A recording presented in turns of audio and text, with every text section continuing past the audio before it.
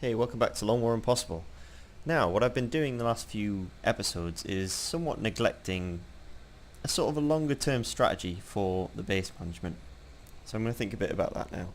Because what I've been tend to doing is picking up on a new episode, looking at what I was doing, completely forgetting what my plans were, and then trying to figure it out as I go along.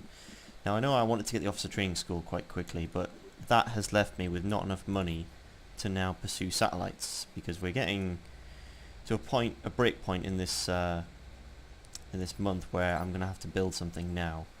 I'd have to build satellites quickly, which I can't do. I think I might have. Do I have a spare satellite? Yeah, I've got one spare satellite, so I could build an uplink and then build and then place one satellite. So I think I may do that, but unfortunately, unless I get a mission very soon, I'm going to struggle to get that finished before the end of the month. I could cancel the workshop, but I don't know if that's worth it. I'm still trying to get a good feel as to how much a satellite is worth in Long War, because it's hard to judge. In Vanilla it was very easy. It was just a flat amount of cash, and you needed the cash, and that was it really. But in Long War it's more difficult to predict. So I'm going to play on. I've nearly got beam lasers and I'll get scopes at the same time. I can cancel this scope if I want. I don't really want to cancel the workshop, because by the time I start building beam lasers I want to get those rebates. And I'll just have a quick check on my requests. I think I'm going to need those weapon fragments for stuff in a minute, and I think with this one I can get a better deal by just holding on to them. So that's what I'll do for now. And spin the globe. Come on, give me a mission soon. Nope, probably too late now. Well, there's a scope at least. 2 scopes, and we've got a scout back. Is it scout back on duty? Let's have a look. Yep, Mohammed Khanan, the scout. Rosa Chavez, the rocketeer who was badly injured in that last mission. That did not go well. Let's see. This private who was injured very early on is just about to come back off the bench.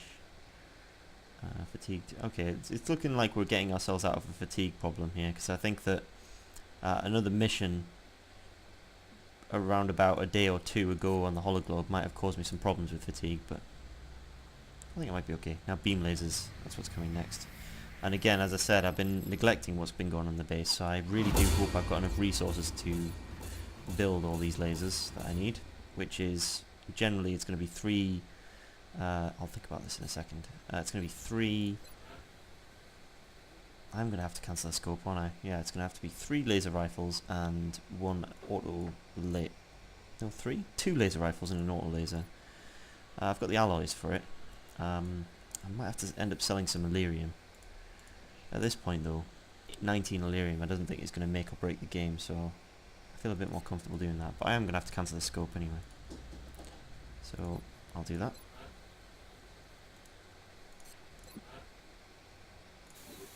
Yeah, and then I can build an auto laser at least. The most important, I believe. And then I'm going to have to find some money somewhere. I'm going to need 80 from somewhere. Thinking about this, I might have to end up selling the Illyrium, because these, right now, the lasers are more important than the Illyrium. How much can I get for this Illyrium? Maths is hard. 80. Could do that.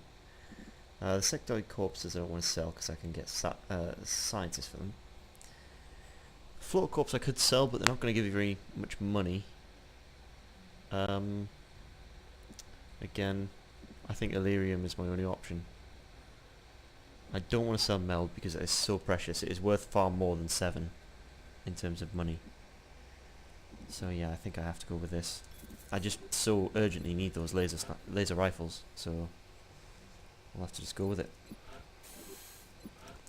Yeah, I think what I've done in this game is really not thought about my long-term plan in the base. So hopefully I'm getting myself back on track now, and I think I will focus a little bit more on that rather than just skipping over to the next mission, to think about what I'm doing. I know I really next month need to concentrate on a satellite uplink.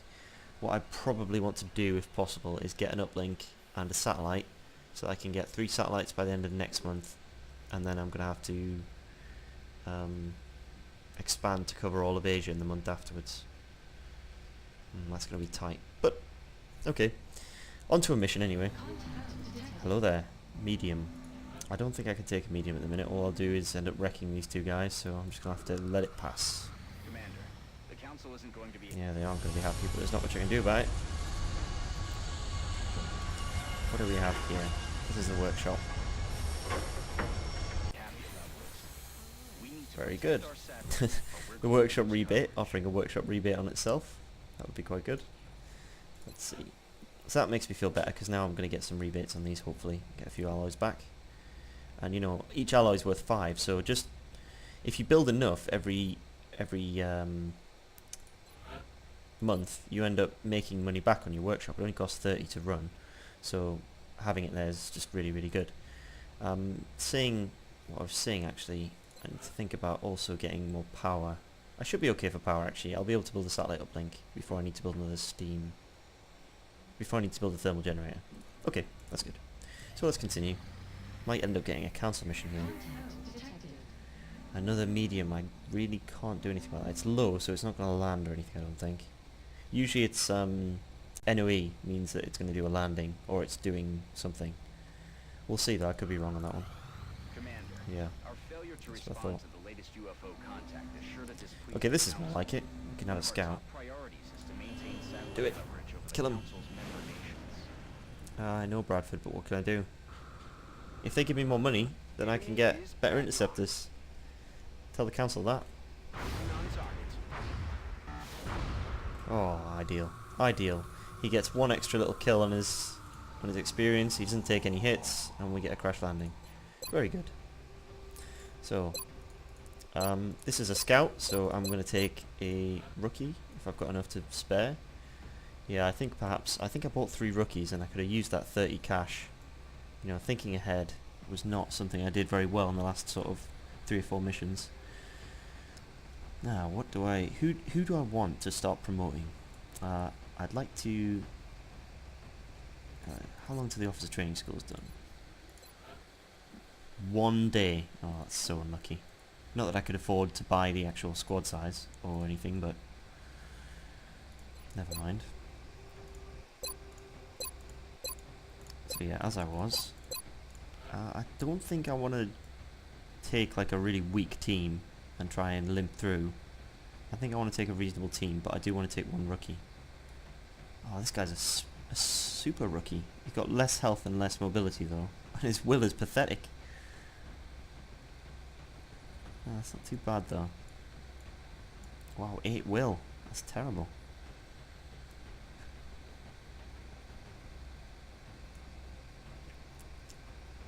Seamus Keenan. Okay, he can come with us. Yeah, should I take the gunner? Yes, I'll take the gunner and take 1 of the infantry. The question here is mobility or... which is more important, mobility or health? I want to go with health for now. Infantries aren't that mobile, so having more health can be quite nice. I need a scout. 3 health! This guy. 3 health. He's got so much will though.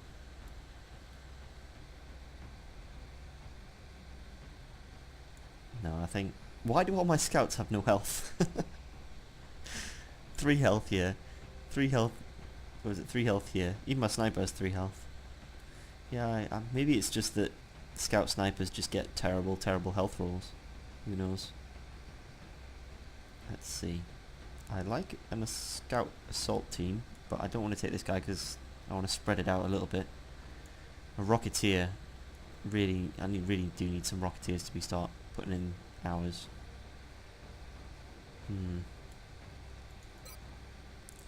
No, actually, maybe no, I won't take that rocketeer. I'll take a rocketeer. This one will do. That's another thing. After this mission, I will probably try and buy a carbine, because it helps out on rocketeers. Laser carbine, that is. Let me see, who else? I'd quite like to take these snipers. One of these snipers. This one, because he's got extremely high aim. And Another specialist. An engineer or a medic, perhaps. Do we only have one medic in the entire squad? No, two medics. Okay, that's a better situation for medics than I thought then. And we don't have any engineers that are currently not injured. So I think maybe I should take... Oh no, sorry. Missed that there, I thought Kalia Banerjee was a specialist. Let me think. Right, what is this team missing? I've got two gunners, what am I doing? That was supposed to be a scout.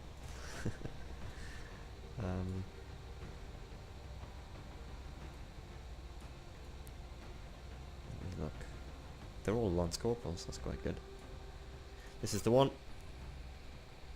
And this last one, I've got 3 Lance Corporals and a Corporal.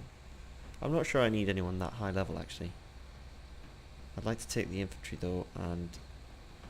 No, actually I think I can afford this. I've got a good spread of a squad that I've got plenty of Lance Corporals. So I will take this squad. And the last one is going to be an assault. That's fine.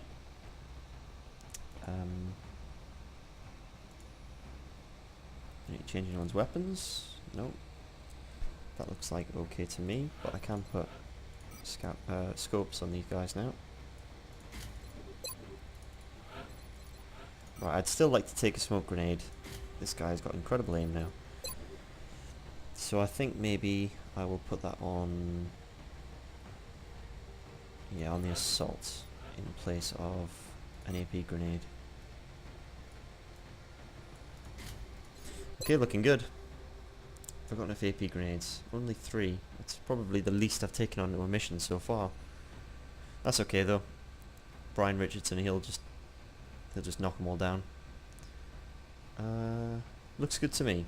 Let's go. So it's another Japanese landing You'll be heading into Japan for the next on the same mission.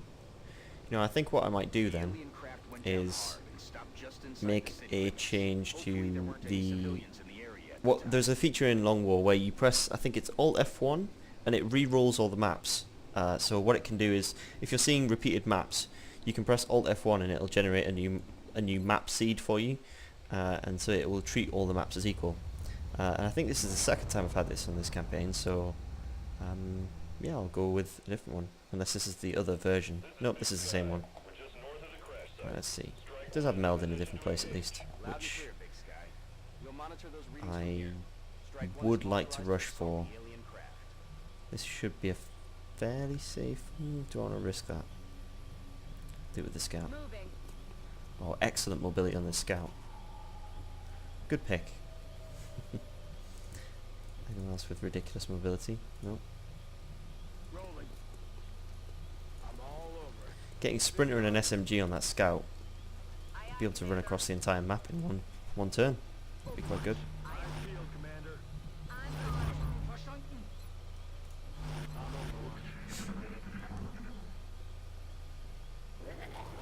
Floaters. And seekers or drones. You know what, I've made a mistake here is before I started I was telling myself, I was watching one of my videos back and I was like, why on earth did I not bring any battle scanners? I needed to start bringing battle scanners now because there are seekers, and I've gone ahead and forgotten to do that again. So it's going great from the start here, forgetting to do things and messing up my base, and then now we're forgetting battle scanners. So yeah, but that's part of impossible. It's part of the challenge. Right.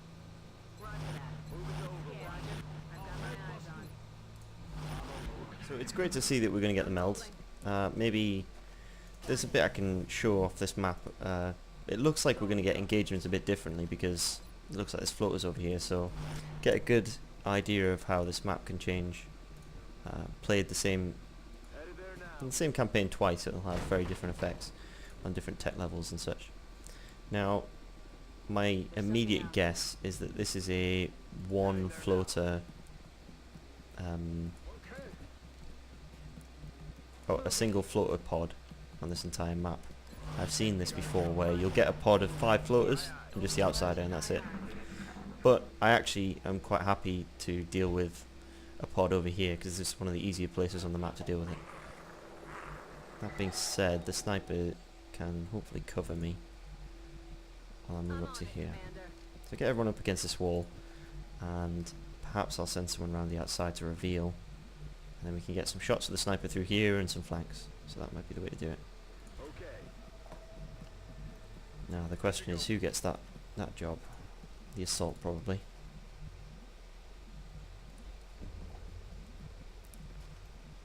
Heading there now.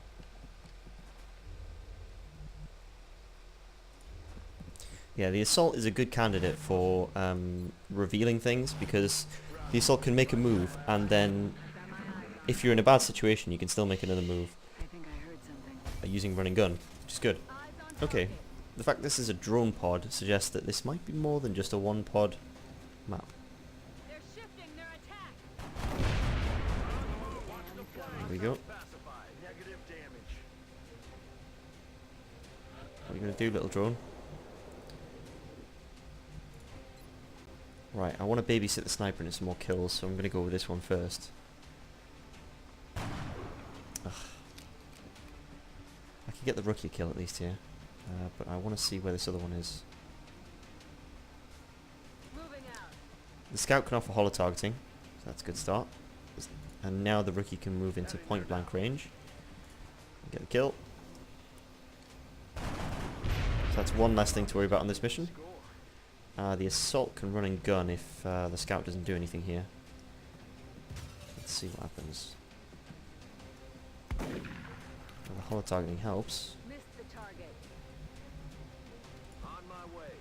Alright, it's time for the extremely accurate infantry to do some work. Oh man, just not getting the rolls here. I can flush him at least with the gunner, if you can see him, which you can't.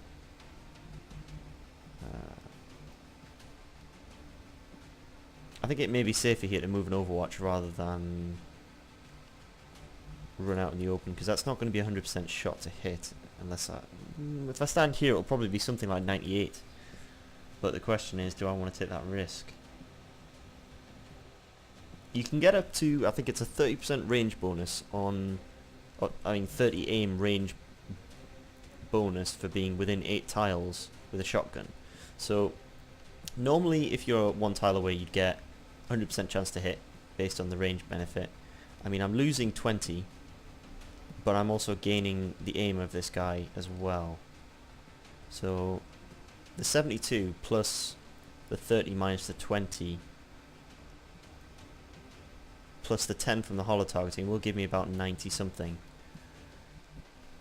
I'm not sure I want to risk that though. It does have a lot of health though, but I also don't want people in the med bay.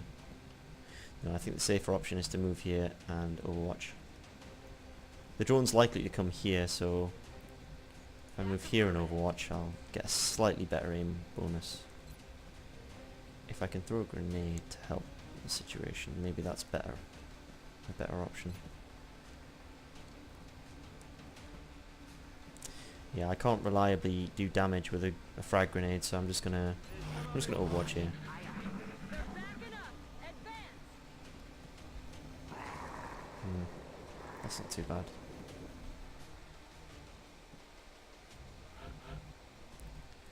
I can still hear the floaters, so I'm worried that the floaters are nearby, possibly over here. Where is my assault? Can the assault get onto the roof? No, not quite.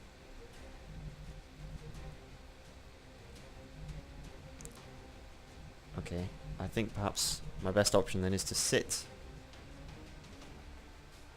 and wait for this drone up here. But what I will do is I'll make sure everyone's standing very close to each other, so that if one can see it, they can all see it. Which reduces the chance that you will get a nasty surprise from a flank. Not too dissimilar to the way that you treat Seekers, really, I suppose. Yeah, that's often something you can do with in a situation where you know someone's going to path back into you, but you don't know from what direction they're going to come. So if you have your entire squad sit in a very short, close space, then what you can do is mitigate some risk there by making sure that, you know, if a drone can move somewhere where it can see a sniper, it's quite likely that everyone else in the squad can see him. That sort of is a very safe way of dealing with Overwatch. I mean, it's not too hard to chase drones because they don't have Overwatch themselves. They can't Overwatch, so a drone will only ever end its turn having moved twice if you have no vision of it. Well, unless there's something like an injured robotic unit that it heals. So you don't need to really worry too much about chasing drones. It's just yeah, it's just the risk of putting of running into other pods, which I can hear that there's floater pods, and I now know that they're in this direction, but that would have been a bit of an unnecessary risk. A lot of success in XCOM can be derived from turning 97% chance of success into 100%, and there's nothing in the way of doing that often except patience, and yeah, learning that patience is part of the skill of learning to play XCOM, I suppose. Right, open it up. Okay, nothing to see here. It seems likely floaters are here, and I don't want to trigger them yet, so I'm not going to actually move to that position because that will probably reveal them. So I'll move forward so I've got more flexibility for moving people. When you reveal and everyone has to rush out of a doorway, it limits your options a little bit. So I like to spread things out a bit, or get into an open position before we can engage. In this scenario at least, it's not always the best way to do things.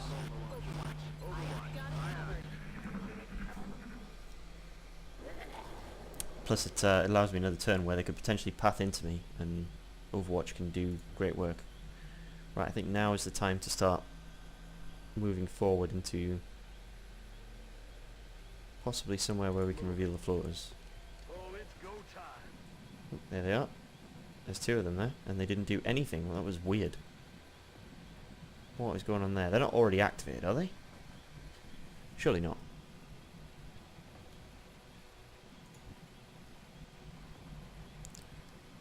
I'm going to move the scout first just to be safe. Should be okay. Headed there now. I didn't see if he's on Overwatch. No, okay. Yeah, that should be fine then. I think we're okay. I think I might need to suppress that one down there. Is there anywhere I can do that from? Not sure. This might be the chance for a smoke grenade. I think that's going to be my best option. Yeah, I think that's what I'll do. I'll attack this and a smoke grenade. Get everyone in this area shooting at him. So the gunner can have a go, and the infantry.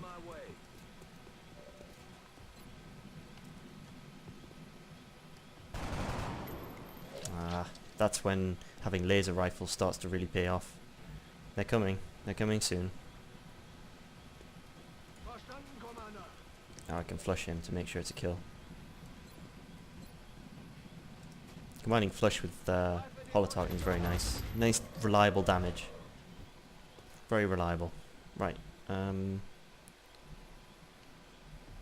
So I can move to half cover now with the scout and be pretty safe. I'm not seeing anywhere that the sniper can... I said scout there, I meant sniper. I'm not seeing anywhere that the sniper can move that will not... where he'll be able to attack next turn, so maybe this is the best place. The assault can move and hunker. I'm not too worried about where the assault is because run and gun, but I'd like it if the sniper can see things. On my way. Right, there we go.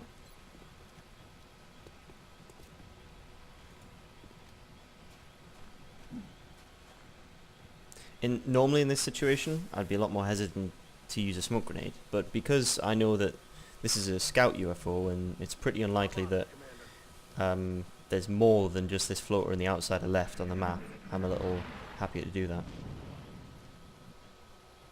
He's going to take a shot. Now you see, maybe with that smoke grenade I might have lost another scout. Without that smoke grenade, I should say. Right, closer to get the holo targeting, and a better chance to do some damage. 70%, not bad. Oh man, the percentages are not with me today. 272, so that's got to be a good one. Can the sniper see? If he can, he'll take the shot. No, he can't.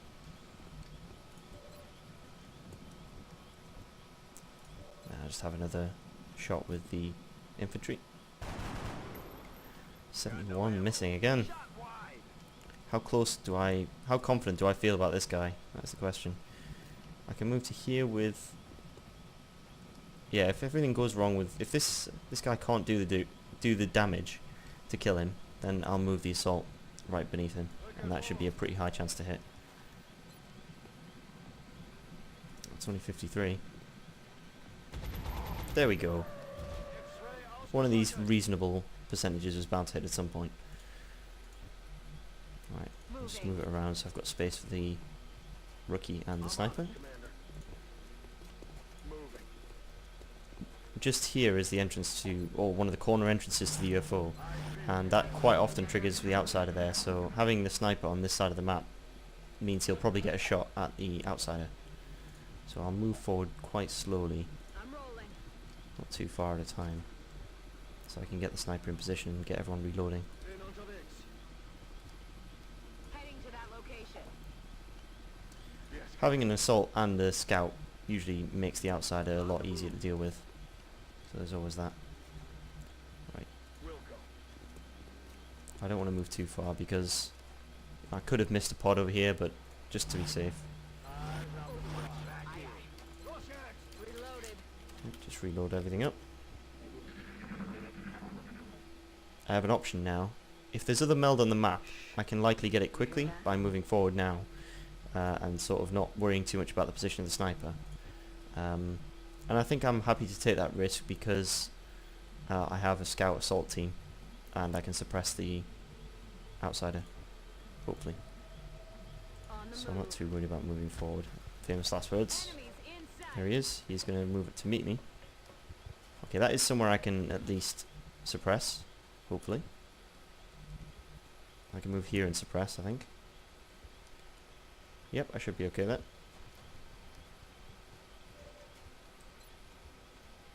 Yep, suppress. I will suppress.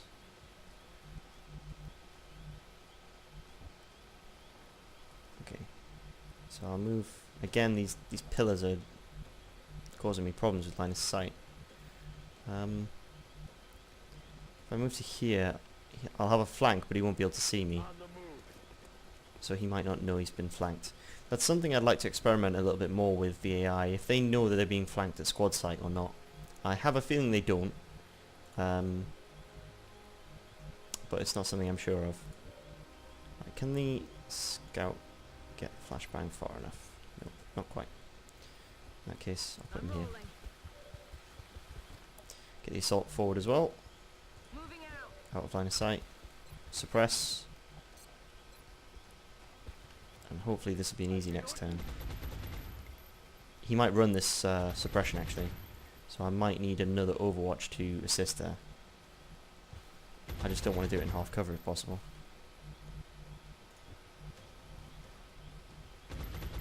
I wonder, can the infantry see from there? If he can, that's going to help me right out. Yeah, that's good. Okay. I don't want him to move. I want him to stay where he is, which is why I'm doing this with the infantry. Yes, Commander. Moving to overwatch. Let's see what he does. Hopefully hunker down. No, he's taking a shot. Okay.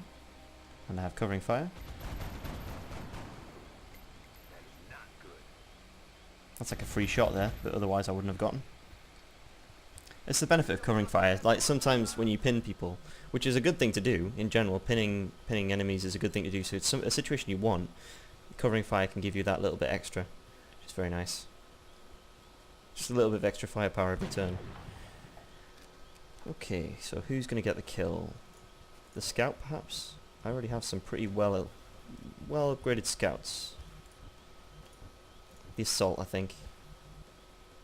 Yep, I think the assault deserves it. I like high level assaults. Stepping off.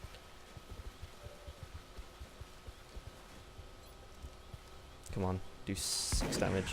That's the one. Commander, the operation. Very good, the operation was a success. Very good.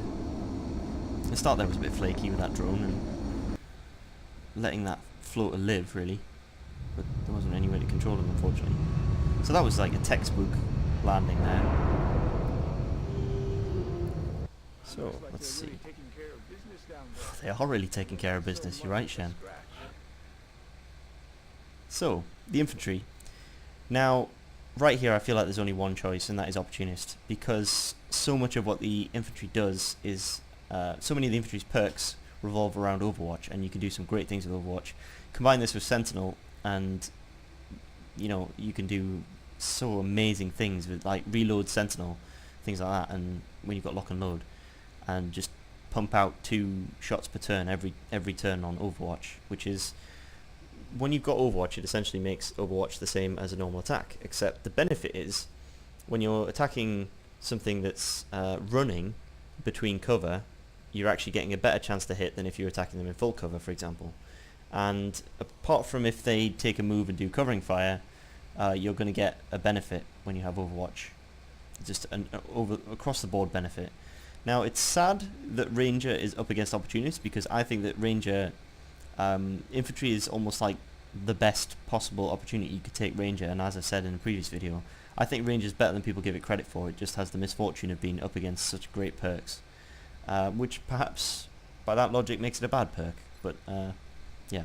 As for Gunslinger, it's not a terrible idea to give infantry's Gunslinger, because quite often what will happen is your infantry is taking shots and he'll just run out of ammo, and you really need him to take a clutch shot, and your infantry is going to have stacked ammo on him, so he's going to have high aim, and some of those clutch shots can sometimes save the day.